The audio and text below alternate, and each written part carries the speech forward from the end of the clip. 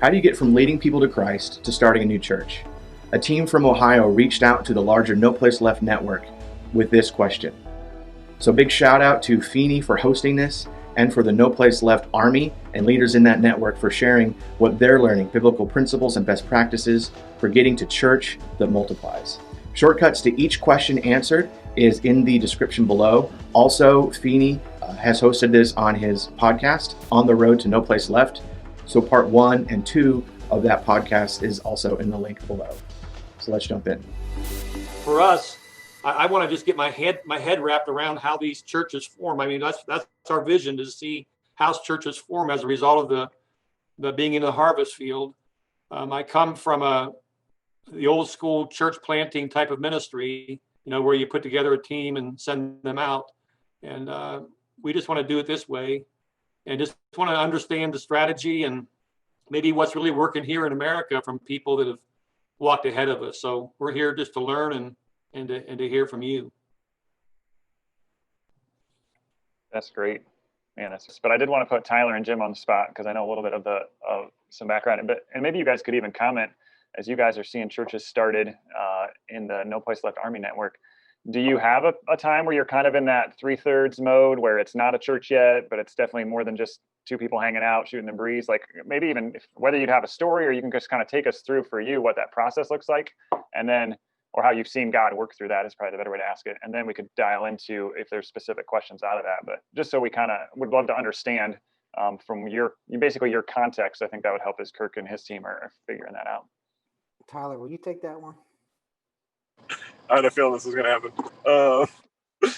Yeah, so I hope I understand the question correctly. But yeah, basically, Kirk, we use as soon as we possibly can, even if it's me and one other person sitting in a living room or Burger King, we're using the 3/3 model. By about the fourth meeting, I think it's the fourth. Yeah, it is the fourth. We're going through the question, is this church? Really asking them the question, is this church and is this your church? Using the Acts 2 church circle. And so really, oftentimes, I think where we vary in just practitioners and is that first week, some of us like completely refer to it as church, and that is the full expectation of everyone involved. And then others will kind of allow it to develop and not use that word until the church kind of commits and identifies. I hope I answered that question.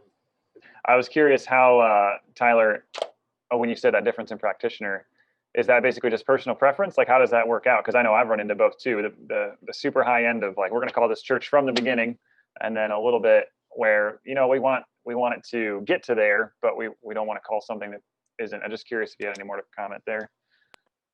Yeah, I think when I'm talking with guys that are just getting started, guys and gals that are just getting started, and this is kind of where the art of leading a church kind of plays in, is them knowing who they're talking with, and if these are existing believers and kind of their preconceived notions. But the only reason that really anyone that I know doesn't initially call it church off the start is just like, I don't know how committed everybody is to this. And so it just means it's a lower level of commitment. And so a lot of the people that are starting off, I'll just tell them, hey, just offer to read the Bible with people. And so just being a little bit more loose with it, because immediately once we throw out the word church, a lot of people have preconceived notions and a lot of just thoughts that come with that. And so sometimes we find that it's easiest when someone's just getting started to wait really until that fourth week before and allow the group to come to it naturally, rather than being based on why they form. I got a follow-up question to that is, you mentioned you could do this even one-on-one inside of a Burger King, which I understand. Do you have situations where you would have maybe, 2 or 3 or 4 one-on-one groups that you combine, or do you try to get each of those single entities to reach their oikos and have separate groups, separate churches? Yeah, I don't have the time to do um, much more than basically a local church and then an online church. And so I invite, and what I advise everybody to do is set a time and invite everybody to that time. And just realizing that, one-on-one groups are great because we get a lot of, personalized training. But man, the church is at its healthiest when we have all the giftings present. And so just even combining those groups and having 5 or 6 people in the room, we're just naturally going to be healthier because we're having a more full representation of the giftings as a group. And so I try to consolidate the people that I'm discipling in church all into one group if possible. Yeah. So as Tyler, as you lead them to Christ, you pull them back into your church. Yeah. And your wife, if she leads them to Christ, she probably brings them back to your church too. But other than that, the people in your church, if they lead them to Christ, you tell them start the next church with them. Is that right? Yeah, that's correct. Yeah, I think that's the best practice. Awesome. Yeah, I got 2 questions. I've been trying to follow what you guys are saying and not encourage people in my church who they reach, or even they have a disciple they already know who's unchurched at the moment or something, to bring them. But because of their tradition, some of them who have a church tradition, they're used to inviting people to church, that I find that they're doing it, and I'm not encouraging that. But when I do it as well, I bring a new person that I just reached or that I connected who's de-churched. I feel like I'm modeling what they naturally want to do, and then I have to say, no, you can't bring people here. It's only me. So I feel like I'm sort of working against that. Do you guys know what I'm saying? Yes. So, Go ahead, Tyler. yeah, so I feel you so hard, man. Like, we have a guy in our church that, yeah, he kept bringing his oikos to our church, and we led him to Christ and baptized him, and then, but I would say it took about 6 months before he finally started owning his relationships. And now he's kind of having to unwind and uncoil him bringing them back to church. But I think it was just a firm continuing to cast vision, continuing to reaffirm and their identity and their really the priesthood of the believer, that they are worthy of leading that church. And then once you finally embrace that, the guy is just taking off. And so, yeah, I think there's some aspect of it. It just takes a little bit of time to break down that paradigm before they fully understand.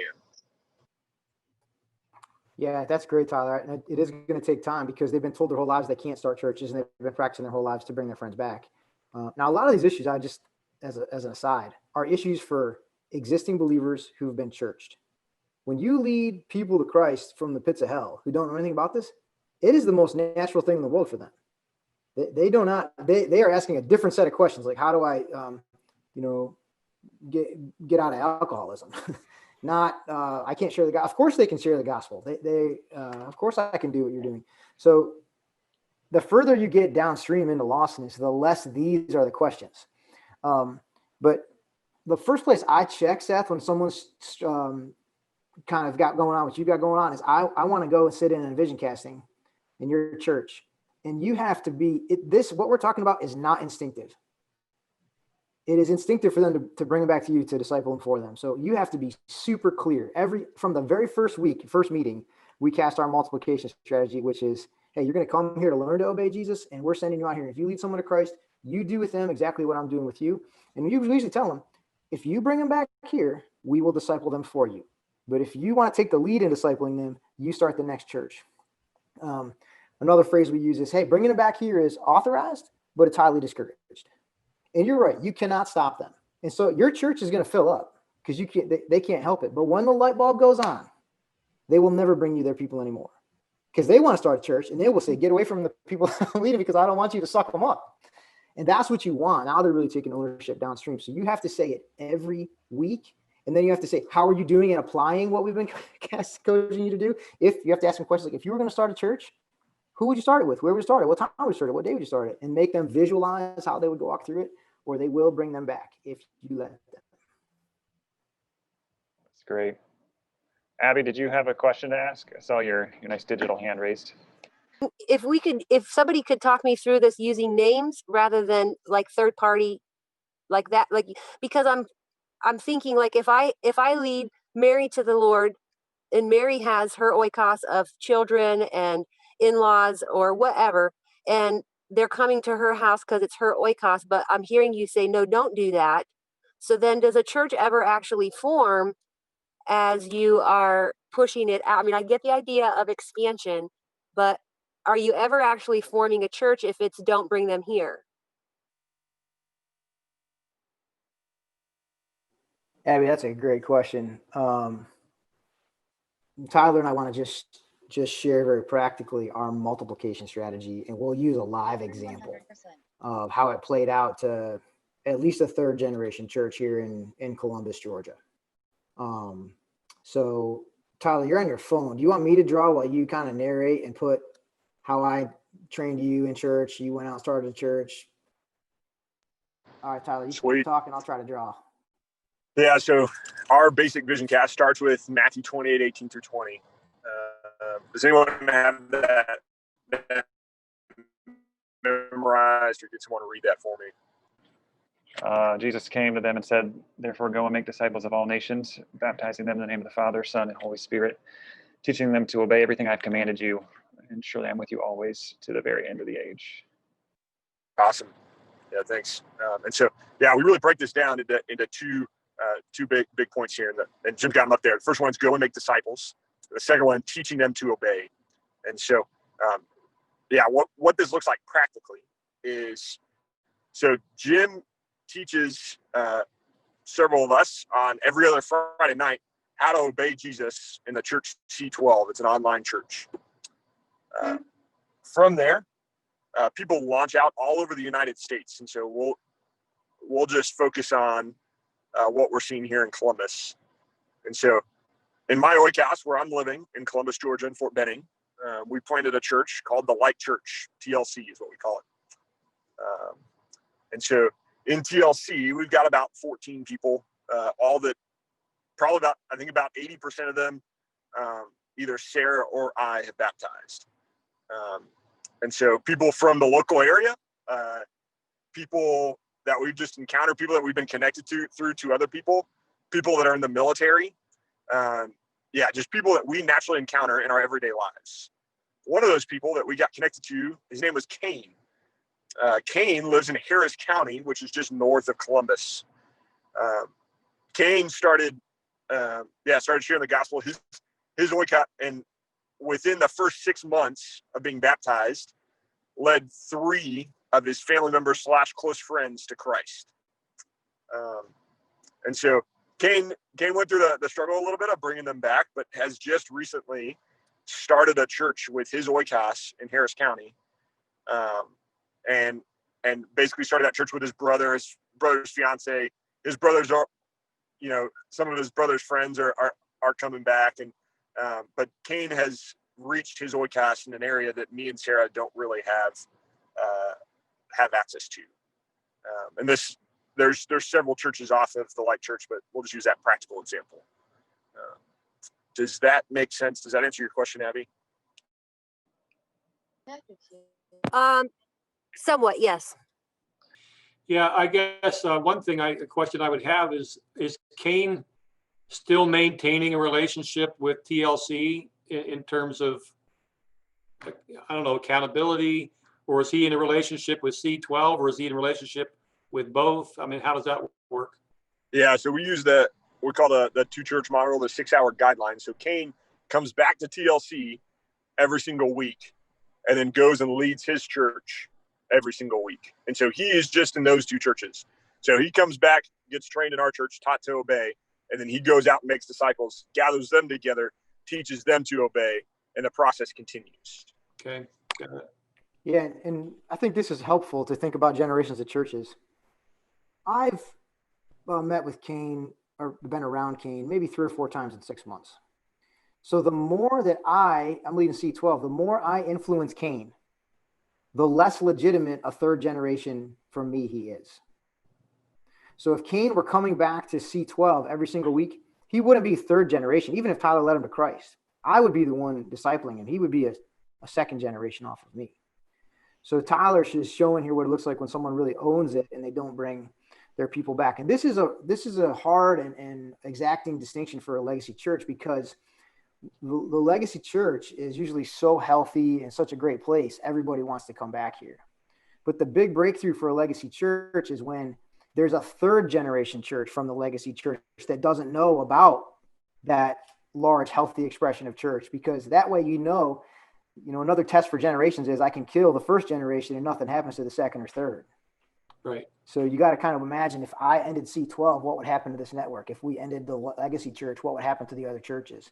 And that's kind of the litmus test for the legitimacy of the generations. Okay. And then Tyler, then is part of your goal then to get the other 13 people in TLC to start a church? Is that what you're working toward? Yeah, and so there's quite a few couples in there, but yeah, I'm firmly committed to, helping wherever they're at. They're all varying levels. We have people in the Light Church that one girl just got baptized like 2 months ago, and then we have people that have been with us for a year now, and so all over, we're just helping them take the next step, whatever that is. And so for that girl, it was, hey, I'm going to share the gospel. And for other people, it's like, hey, how do I get to the next generation? How do I raise up leaders? And so, that's really the goal of that church. And would you say that your church meeting for TLC is essentially a 3/3 group? I mean, you're following that format, but you're just saying, hey, we're a church now. Yeah. So that's a great question. Yeah, we use the 3/3 format regardless if we're identified as a church or not. We realize that the identity as a church and the embracing of that, and the question, is this church? And then the question, is this your church? Means a certain level of commitment. We're not changing the way that we're doing it regardless if they identify as churches or not. It just means that group of people is committed to one another, committed to the leadership of that church, and committed to making that church as healthy as possible. And so as far as the format, it doesn't change regardless of what we call the group. And then one other question around this diagram here. Let's say you get the blessing of the Lord and you start Kane in Harris County, and then a month later he starts Joe in Butler County and Sue or whoever in another county. What about the leadership development for these new groups? Where does that, I know that's a different animal than you would have in a legacy church, but let's just say if Kane went out another 2 generations very quickly, where do you get your leadership from? Because those new people are really disconnected from both you, Tyler, as well as Jim, and wonder how you firm up leadership. Okay. This is such a good question, Kirk. I just appreciate you guys so much asking these questions. How often do we don't get to ask these kind of questions. This is great. So I appreciate it. I pray that other people listening to this are blessed by, what we're learning here. The leadership development is actually in the multiplication strategy. So imagine Cain sitting in the Light Church. And Cain he's in the Lord now a year? Probably not even a year. Not even a year. Okay, so someone's throwing stones as they listen to this right now, and they say, he's too young a believer. So Cain is a good case study on how are we going to do leadership development. Well, when we send Cain out the first time, we send the very first night, we said, okay, Cain, you're cut loose to go out and start the next church. We tell him, we're not sending you out to start the next church because you're trained. We're sending you out to start the next church because you're in training. And so imagine what happens to the young man when he goes out to try to lead his first person to Christ and start a church. He comes back. I mean, anybody want to take a guess at what happens after he tries that the first week? He's probably asking a lot of questions. Oh, yeah. He comes back and he did not start a church that first week, even though we empowered him to. Yeah. And he has got a slew of questions that he never had before. And now he's sitting at Tyler's feet again with a format to ask those questions. And then he gets sent back out again. He tries it again. This time, maybe he shared the gospel. The person didn't come to Christ. Okay, he comes back. He has more questions. And that process rolls on repeat. And this is what we see our Lord doing. Mark 3:14 says he chose his disciples that he might be with them and that he might send them out to preach. If you just follow the pattern of ministry, it's not send the 12 and forget about it. It's send the 12 out, they come back. Send the 72 out, they come back. And so that's the way we develop the leaders. And so, yeah, we're going to, whoever that next person is, Joe, Kane is going to send Joe out, and Joe's going to start leading church. And then Joe's going to come back and ask Kane questions. Now Kane's got a whole nother set of problems, but he's still connected to Tyler because he's meeting with Tyler every week. And as a matter of fact, if Kane is a super healthy guy, so Tyler's actually going to spend extra time with him and meet with him one-on-one for an hour every week too, to give him extra attention in leadership development. So hopefully, Kirk, that kind of answers the question. That's what's under the hood in this thing. Yep. Yeah, it's like the disciples coming back saying, why couldn't we cast the demon out? That is exactly it, brother. And yeah, you're trying to create the environment where they actually fail. Because if all they do is sit in your church, you can get into all the same trappings of a traditional legacy church if they're just sitting there and you're not doing anything, except it's happening in a living room now. So I hope anyone listening to this, we don't think a living room all of a sudden makes you holy. You can make all the same mistakes and have the same blessings for that matter. Yeah, there's a big difference of giving somebody the answers before they're asking a question versus waiting when they have that felt question. I just even think of my own life of, your first time sharing the gospel and like somebody's response to it. And then you're like, oh man, I got a whole lot more to learn than I did 10 minutes ago. I had a couple, I've just been penciling down maybe some diagnostic questions to go back to Kirk, and not just to pick on Kirk, but some of your team. But before I would jump there, I would love to hear, just to open it up to anybody else that's got questions to ask. Two kind of different lines here. When I arrived in Toronto 4 years ago, I found some believers, Korean pastor, and we started hitting the streets, pounding the pavement, doing evangelism to find persons of peace. And we ended up starting a church among Persians in a home, and it started to work like this. But as I kept doing it, there's a lot of diversity here of different people groups. So as I kept doing that, continuing the evangelism, having this church and training them, there's other people I've met, and it would be they may not have received Christ. A new group could start, and I have another group and this Persian group. And the more I did the evangelism, there's a lot of receptivity here to not people, there's Hindus, Sikh, Muslim people. They have a lot of worldview barriers. They're discovering, they want to know who Jesus is, but they're not committed disciples. So there's a lot of these like discovery Bible study groups that have to form. And I realized that, what, I don't, like Tyler said, I don't have the time for like 5 of these different groups as I keep doing this evangelism. And I can't combine them all because their schedules don't all work together. And they're different people groups, different languages, different locations. So what I came back to was the kind of the T for T model of, I need to train more disciples to be doing what I'm doing here, because I can't run so many of these groups on my own. So I went back to like, okay, I got this Persian group, and I'm going to start training disciples to do this. So I was networking, and I'm doing a lot with international students on campus. So I started another 3/3 group with disciples in order to train them. It's like a Christian club on campus. And then I ran into this whole new set of problems with baggage, right? And them wanting to invite people, them not getting the vision that I have, and that's probably my fault. But so I've been falling back to start groups with disciples in order to multiply. There's enough disciples in Toronto here to do that. But all these other issues come up with their baggage. And so one question specifically about this, some of the students in my 3/3 church, they're catching the vision slowly. They're seeing the different paradigm, and they're talking like, oh yeah, I have this group. I should be getting my friends together for a new church, but they don't quite have the confidence to do it. And so I've been considering them, pairing them up with another person.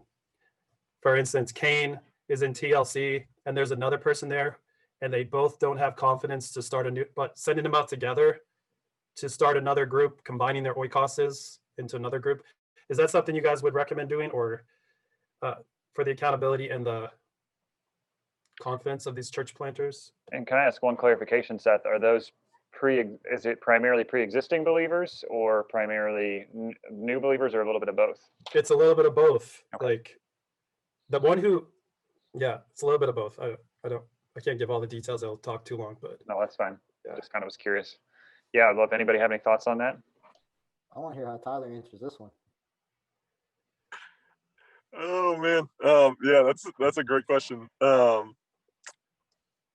Yeah, I think again, this gets down to a form. I think a part of our network would definitely say that, hey, sending people out 2 by 2 to start a church is an acceptable form. I think what I try to do is, again, that's like the last case scenario, because ultimately when we send people out 2 by 2, we're still kind of undercutting their learning process, because very real that church that's planted could be completely sustained by one of them, and the other one just is maybe not being faithful and not really leading, but he's still claiming that he's leading that church, and then also it kind of makes messy kind of decisions in the direction of the church, and as you kind of have 2 speaking authorities, and maybe one of them is not even being faithful or even understand the vision. Now, again, it's a form, like we're seeing it multiply in other places, where we're sending two or more people out, or two people out, to start the next church. But I think as a whole, we're seeing that the turnover from lost to laborer is a lot quicker. Yeah, I mean, again, like sometimes the paradigms were already broken down, and really it's the Holy Spirit. But most of the people that we're seeing, I'll baptize them, and then 2 to 3 months later, they're baptizing their friends and then starting a church. And that's a vast majority of the churches that we've seen start in the past year. And Tyler, that's in contrast to people that have been believers for a long time, that you try to train on this. They take a long time to just start sharing and then lead someone to Christ. Yeah. They tend to, like use a bunch of different tools, and it's not, I found that they teach a lot of different things, because they know a lot. They know a lot of different ways to disciple, and they kind of mesh it up and make their own make their own curriculum in it, which sometimes just makes it overcomplicated for people that they're trying to disciple. And honestly, sometimes they will just, it just takes a little bit longer for them to embrace, hey, sharing the gospel, gathering people, planting churches, and just working through that whole process. Whereas I think Jim said it pretty well, that it's just the most natural thing in the world for people, once I start following Jesus, to go share the gospel with other people, and then invite my friends to meet with them. And I think there's just lower, we're just seeing that the grasping is a lot quicker usually. I think that I started thinking about that more recently, probably because they're not starting them on their own.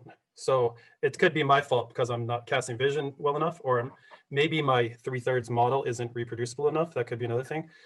Simple enough to give them the confidence and competence. But I'm praying into that and trying to tweak things for that too. But still, since it's not happening.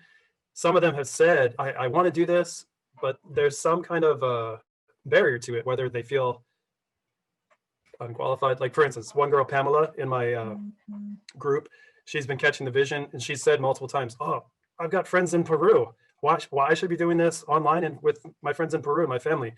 Oh, I got all these girlfriends in Toronto that some of them know Christ, some of them don't. I should be starting a group. I'm like, yeah, do it. Yeah, I'll train you, let's do it. But she just hasn't. She keeps coming back. Yeah, I'm too busy. There's all these problems in my life and my family. And so something's there. So there's another guy in the church, Sushant, Hindu background. He's in the same. I thought, well, you know what? If you guys are together, you're close friends. If you had that encouragement together, at least we get another generation church started. Yeah, and it could be. It could be. Do they view the meeting you're holding as church? Well, that's where the starting with the disciples gets a little messy, because Pamela has another church that she was in already, joined my student ministry. So I've been I've been pushing that hard from the very first meeting. I was like, look, we're starting a church. Here's the 4 fields. Here's our multiplication vision. That was like my very first thing to do with these disciples. Mm-hmm. So that when the identity of church is not there in the community, we find it as almost always sterile. It's really only churches that are giving birth to churches. Okay. So there's some things you can do. You can, I think you probably know the church circle. Yeah. But we find that people don't ask the right questions all the time at the end of doing the church circle. There's 2 questions you got to ask at the end of the church circle. The first question is, after going through Acts 2 and the church circle, you ask, is this legitimate biblical church? Because we're going after the application now. So is it legitimate? And most people will say yes, because you just basically walk them through that the epitome of all churches that everyone loves, the very first church, I think Jesus and the 12 was the first church, but okay, the second church, we're doing most of what they're doing. So if they're, then we must be church. This must be legitimate church. But there's another question, which is, those are not really right or wrong. And that question is, do you want this to be your church? Yeah. Now I think that question is more scary for people than do you want to trust Christ as your Lord? Because what you're asking them is, you're asking them this, and if they've been believers for a while, they grew up in the West, they know what you're asking. And you're asking them, will you trust me to be your spiritual leader? You're asking them, will you commit to each other? Because this is just Bible study. I can quit anytime. But if this is church, they know, man, we are in this together. Right. That you kind of need to ask them, like, do you want this to be your church? In other words, you've been telling them your church, but it's a horse of a different color when they say this is church, and it's another issue altogether when they say this is my church. Right. Almost without question, when we get church formation on Thursday night and people agree, okay, this is church, this is my church, we will pretty soon move that church to meet on Sunday morning. And that's going to help you figure out like who really wants to like not just play church, but like, no, this is legit church and I'm going all in here. And that's usually a preliminary step before that church will reproduce. Why is that? Because, so this is one of my issues, because I have these students are a part of a Sunday morning church. So Yeah. half of them are like a legacy. So I'm not trying to steal them. That's kind of the thing. I'm not trying to say, no, there's no other expression. You can never go. But yeah, I'm not trying to be a sheep stealer or whatever. Actually, when you move them to Sunday morning, you're actually trying to send them back. Hey, stop being, go back to that church. If that's your church, get in there and make disciples and serve that pastor and love those people. Yeah. And so then leave this church. Is that's the result? Yeah. Well, I'm going to move. I'm going to move to Sunday morning and Jesus is on the move. If you want to get discipled by Jesus and you tell Jesus, hey, our schedules don't line up, Jesus is going to say, no problem. Bye. Right. They have got to get on, they've got to follow you as you follow Christ, and they got to get on your schedule. So you stay mobile, you move, and you see who comes with you. Then you can even, if you want to do what Jesus did, you can even look at him and say, do you guys want to leave too? Usually you don't have to though, right? You just move to Sunday morning, and there'll be 3, 4, 5 people. And those are the people that want to do this. And the others encourage them and say, go back to that church. And this is another reason why we prefer to go lost to laborer as opposed to pulling people out of traditional churches. Because from God's point of view, if someone leaves a traditional church and jumps into the church we're starting, it's just moving a furniture around a living room. We didn't add any new furniture. So that's going to happen because it's going to happen because people are going to see what you're doing. They're going to want to do it. But that's not our primary way to go about it. I would love to hear whether it's you, Kirk, or somebody else from Ohio. I kind of wanted to just learn a little more, and I don't know if this will help diagnose or not, but would you say like these groups, are they being led by primarily your team, or some of them even like self-led by maybe people that are still lost? They've agreed to do a Discovery Bible study with their family. Like, I'd just be curious about the leadership that's currently existing in your 3/3 groups. They're by our team. Okay, that's great. And then the next question I was thinking of is like, before we get to church identity, there needs to be the gospel identity. Like, where are they fitting as far as, are they still seekers and you're going through discovery stories? Are there some that have professed faith? I'd just love to kind of hear that too. I think most of the ones that we're dealing with now have come to faith. I mean, there were a handful, I would say, that were yellow lights but were open to having a discovery group. And I mean, it was kind of odd that we saw the story of Zacchaeus. So many people come to Jesus just through that story. And it seems to have a lot of traction here. but they've come to faith. And then, it's kind of been with the one family we have, the lady got saved, and we started the group in her house. Abby did, and her husband came, he got saved, and her two children came and they got saved. And the one girl invited her boyfriend and he got saved. So it's starting to have a little bit of activity there. But then again, is that a church? Maybe it is. It's a family with a boyfriend and one of our team members here. How would you take that group and say, hey, you're a church? I don't think that they're they come from a Catholic background, at least the husband does, but they've been pretty much nominal and not really linked or tied to a church. So I don't think there's anything that ties them to a traditional church format or setting. So, Kirk, yeah, that's awesome, bro. That's such a good story. But let's just ask that. What are some practical steps anybody can chime in on? How do you move this group of new disciples to church? Kirk, all you got to do about this one, if it's the way I read it, is do the church circle lesson and ask them, is this legit church? Do you want it to be your church? And all those new believers will say, they won't say, they'll say, this could be church. Oh my gosh, where have you been all my life? This would be awesome if this could be church, because you just unburden them from this lie that they've been told that they got to go to Catholic mass on Sunday morning and have someone, pray for them, or it doesn't count. Like you just took a huge weight off of them. So they're so ready to go. They just need to be told or invited. And your team member there, he's connected to you. He's growing as a leader. Right. He'll lead them. It's beautiful, man. And good job on the Discovery Bible Study. We need to have another call, Tyler, where we ask them how to do Discovery Bible Study, because we just share the gospel, blast people with it, and if they don't come to Christ, we just walk away. So we could grow in that.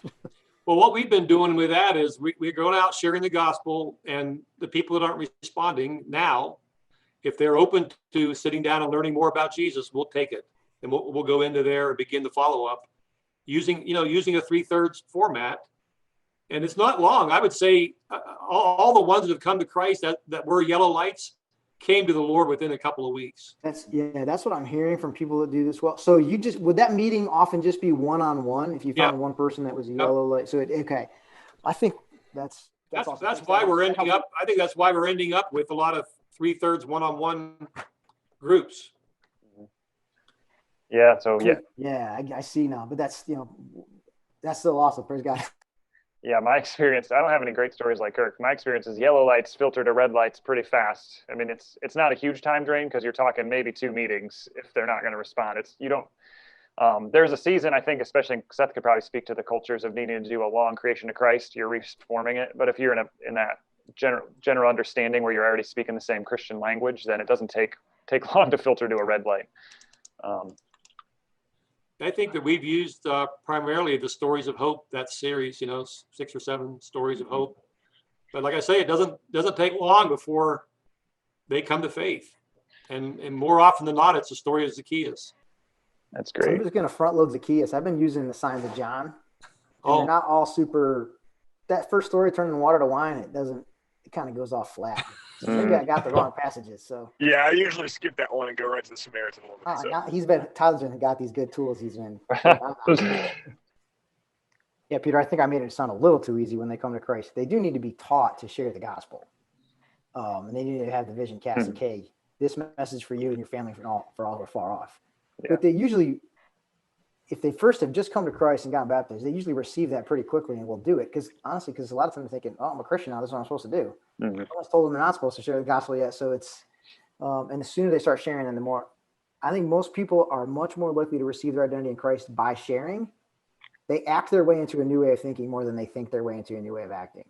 So, but yes, you're absolutely right. Amen. I need to say something about why church. Amen. Go for it. Because it really comes back to Jesus and becoming like him. So Luke 6:40 says, a student or a disciple is not above his teacher, but everyone who is fully trained will be like his teacher. And so what we're in the business of is restoring the image of Christ in people. And so that's first and foremost what we're supposed to be doing, sharing the gospel, bringing people, growing God's kingdom, and helping them not only to come into the kingdom, but then to mature and grow into the image of Christ. And if you're about that, then you got to embrace Ephesians 4, beginning in verse 11, It was he who gave some to be apostles, some to be prophets, some to be evangelists, some to be shepherds and teachers, to prepare God's people for works of service, so that the body of Christ might be built up until we all reach unity in the faith and in the knowledge of the Son of God and become mature, attaining to the whole measure of all the fullness of Christ. So if you want to see the people you're working with become mature, you cannot do it one-on-one. It takes the body of Christ for people to become fully mature. And so that's why it's really important that you get to the identity of church. We all agree that our personal identity in Christ is critical for our growth, but so is our corporate identity. So if you cast a vision, we're a Bible study, you're going to be malfunctioning in the church's highest function, which is to help others become more like Jesus. And that's why it's really important to get people to own that identity. And so that's why we don't want to have missional communities or 3/3 groups. Those are good places to start, but we want to try to get to church, because if you don't, you're going to cap the healthiness of that community, because it's going to think of itself less. It's like imagine if I told my daughter, no matter how big you get, no matter, you'll never be a McKnight. Only my other kids can be McKnights. It would crush her. It would be so destructive, right? So if the community that you form, you set out with, hey, you guys are always just going to be a Bible study, that's our goal, then you'll cap the healthiness of it. So that's why it's important. Love you guys. That's a very good comment there. I wanted to just talk a little bit about that. When I was reading in the New Testament, obviously you have the church that meets in a home. See that all the place. You also see the concept of a church in a city, like Paul told Titus, ordain elders in every city as I've appointed you, or as I've told you.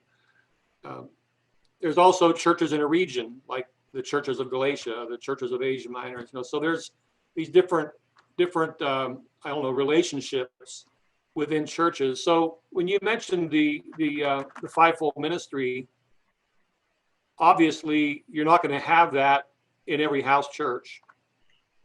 So let's just say that in a city, or as you have a network of house churches that are developing 3 or 4 generations and multiple streams, are you finding that apostles and teachers and evangelists and pastors are emerging out of those groups that have input to the larger body? And if that is the case, how is that presented? Is it like going house to house, or is it in a public meeting, or both and, or how do you look at that? That's a great question, Tyler. We'll take that one. Yeah. So Kirk, we realizing that one-on-one, we can be church, but we're not the healthiest form of church, just because we have a very limited scope of the giftings. And so usually our churches are shooting for kind of 10 to 12. It's kind of a sweet spot where we're seeing pretty healthy church, where we're getting a full rounding of all the giftings. And so at that point, usually pretty consistently, we're gracious enough to the healthy rounding of the giftings. But even furthermore, kind of speaking to your city, we do, even in Columbus, hold basically, as the network has grown, hold kind of a citywide, basically once a quarter, is what we've agreed to. And so that's where that chance of that, of those people that are gifted to really serve the entire body. I hope that answered. Just to come back to the, in my mind at least, to the original question about 3/3 to church, I heard 2 different approaches. One is to call it church, to name it church, even to say it's your church maybe at the very beginning.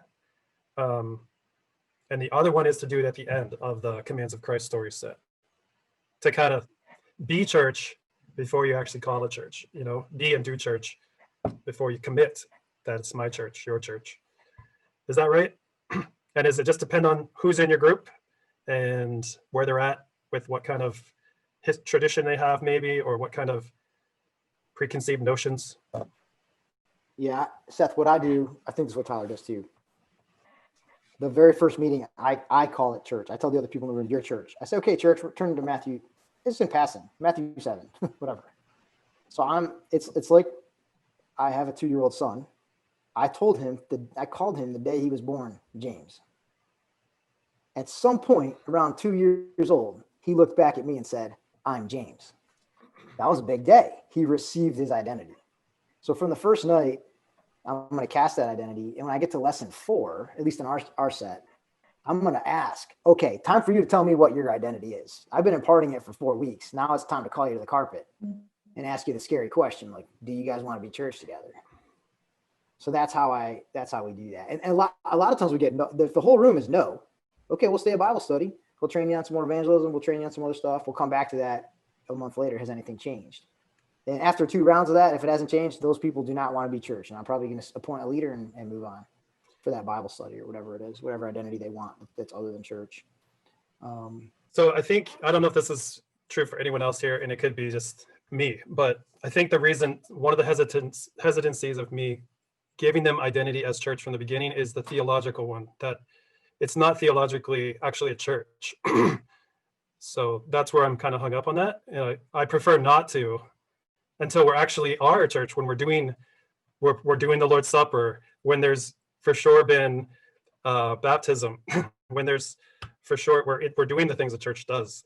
That's where I'm hung up. Yeah, so then what I just heard you say is I'm actually the one that's not ready to receive the church identity yet. Until I see a certain level of health. I want to see a certain level of health first. Certain practices and certain essence. Okay. And so that's your theology. And so let me throw myself in there so that way, Jim, you can pick on both of us. I'll be on Seth's team. Okay. And I think for me, it's I hold the hand of a lot of legacy churches when it comes to evangelism tools, discipleship. So I'm fully okay with any of these churches that we've described, but I also am trying to make sure I just have this in the back of my mind. I don't even know if it's theological as much as practical. As I want anybody that's asking questions I want to be able to defend it and be like, well, no, listen, based on what metrics do you want to use for church? Because I think this group is, and that's why I would have that same place with Seth. And like, I don't know if I personally can call this church yet, because I don't want to call it something if somebody, and again, it doesn't matter what they think, but I do want to be able to show the kingdom for what it could be in there. So anyway, I would say you can speak to both of us, not even just pick on Seth, like where that line of church start versus healthy church and what you're comfortable calling it with. Because I think that's where I would have that same struggle. Tyler, this is a hot topic, so I'm going to answer this one so all the stones get thrown at me, bro, okay? First, I'm going to try a couple of maybe apologetic arguments. The first would be my example of my child. Or even with a personal disciple. When they come to Christ, do you say, hey, I'm not going to give you the identity as a son of God until you show me certain marks of health? Yeah, I agree with you on that. So So let's say you're like, okay, that's fine, but what I want to do, I really have a high value for church identity. I just can't give it away to any old thing. You can pick the certain marks of health that you want to see there first before you're willing to impart identity.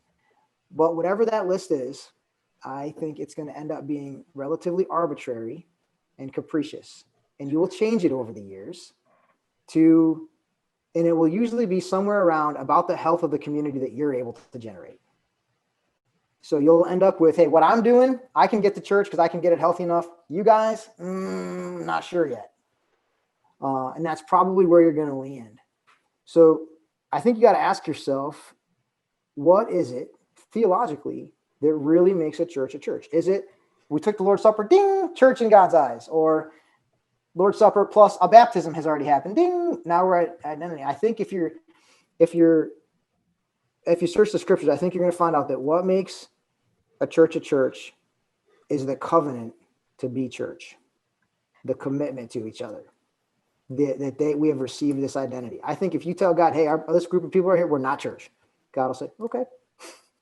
So I think that's where you're going to land. And that's why it's so exacting to ask people the question, do you want this to be your church? And that is ding. Yeah, we're in or we're out. I don't know if you have any comebacks or other questions about that, but that's how I'd answer that question. And I like what you said. I think the covenanting is the main question we're asking here when that happens. And I may come down that it happens through the Lord's Supper. This is the new covenant in my blood.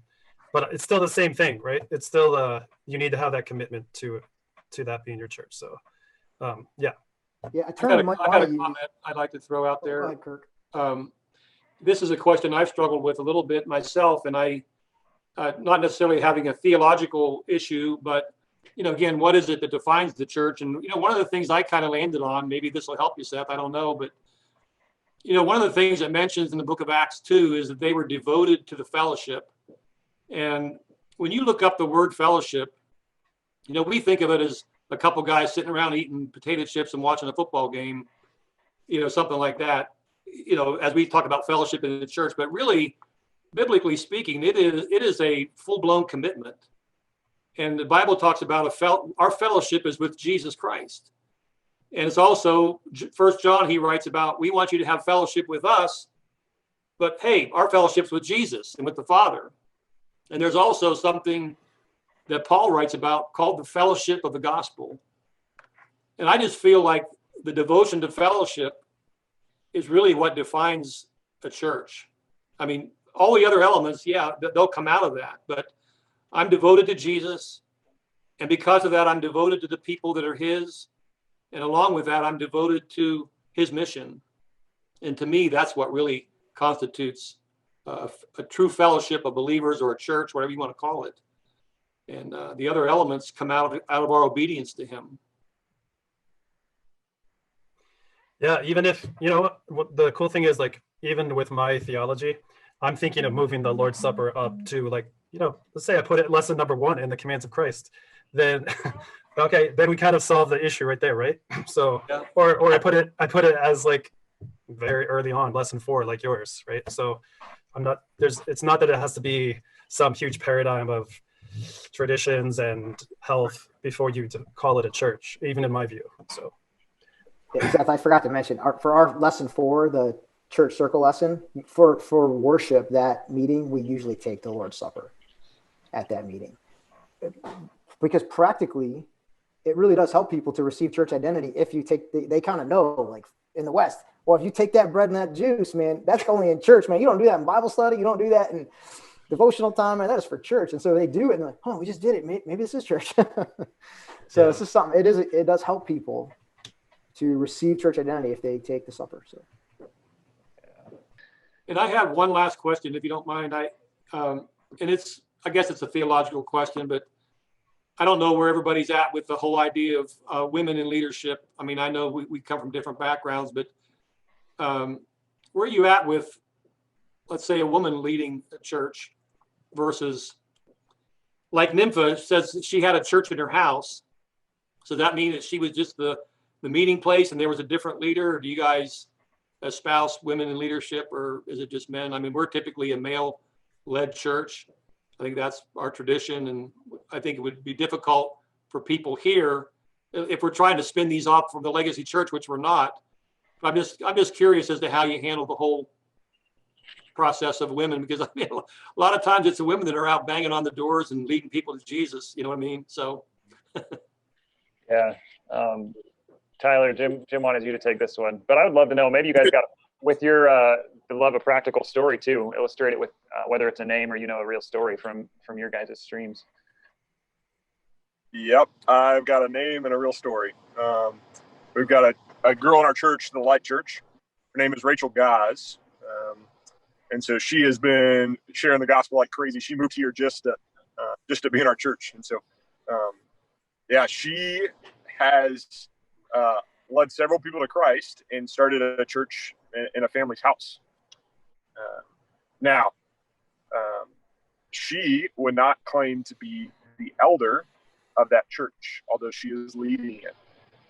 In fact, what she's working through right now is how does she develop one of the emerging leaders who's the male emerging leader in that church to take and embrace the full role of eldership of that church.